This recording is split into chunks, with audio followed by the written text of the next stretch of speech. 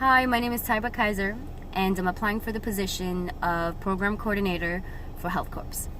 I come from the island of Staten Island, the forgotten borough, but not to be forgotten, simply because you'll see the type of things that I see in my community, what I see in the schools, with the children, with the teenagers, college students, whatnot. On a micro scale, this is us. But what we have kind of gives you an overall idea of what the whole population looks like. Based off of that, I've come to a few ideas of what we can do to make it easier for the youth to make better life choices and to take care of themselves and their families in a more positive way. What currently is not being offered. So I'd like to kind of not divide it up, because I don't think anything in terms of that is divided. The body is a whole, and therefore everything else works as a whole. So mental health and physical health, they are not separate. They go together. What one causes leads to the other. What one causes leads to the other. Very, very connected. But also, these two are also connected to our critical thinking. How we manage things, how we deal with things, in real life is different than versus what's in the book. Completely different. Because you have to make quick or thoughtful decisions that can impact you and others in a positive or negative way.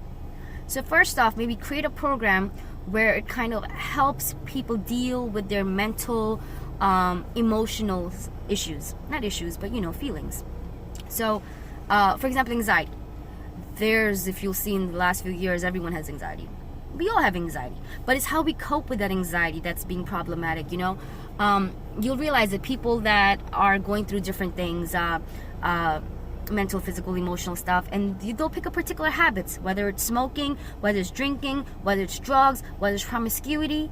That inability to cope with the feelings that overwhelm us, you understand, leads to that physical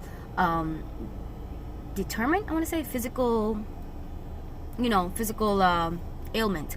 So if we can kind of heal the mental aspect, then that will create a bridge that will lead to physical healing, like making better life choices. It's very, very important to teach the youth that the ability to make good life choices. It's like, you can teach, you can lead the horse to the water, but you can't make them drink. We have to lead our youth to the water.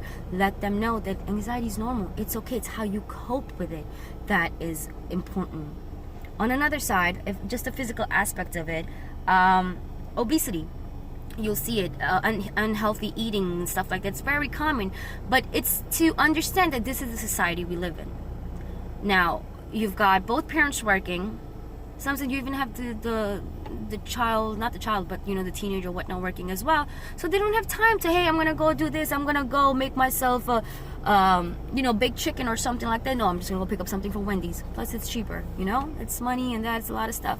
So you don't have that.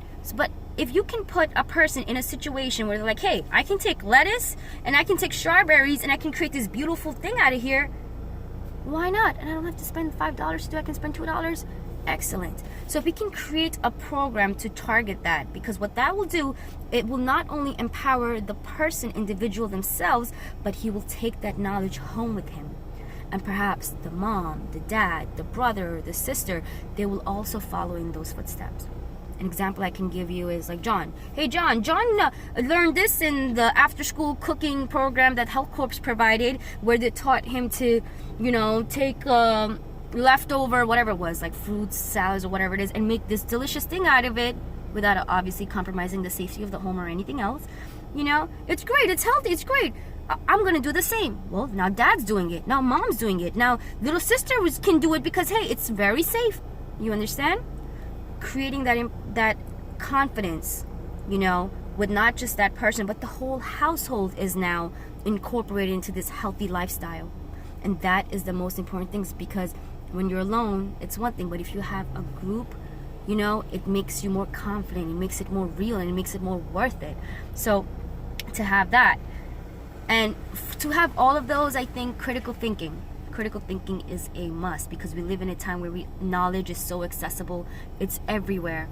So if we can get that, for them to realize that, hey, based off of my mental and physical self, now I can utilize my critical thinking and, come up with basic decisions that need to be made.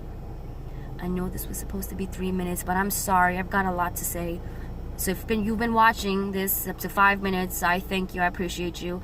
It was just very difficult for me to condense all I had to say to put it into 3 minutes, because I've done a lot of thinking on this. I really have, and this is what I think will really help the youth.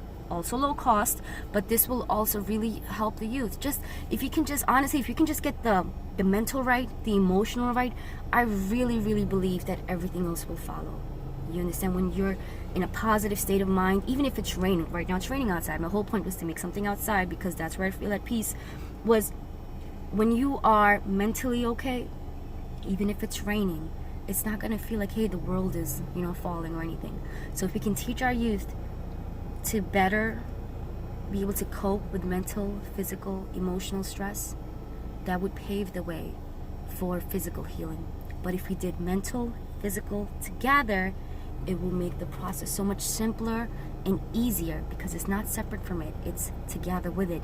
And if we incorporate critical thinking on top of it, our level of anxiety may be even less, because hey, that choice that we made, we didn't have to make it, because we took a moment, we paused, and we thought about it, and hence, the result came.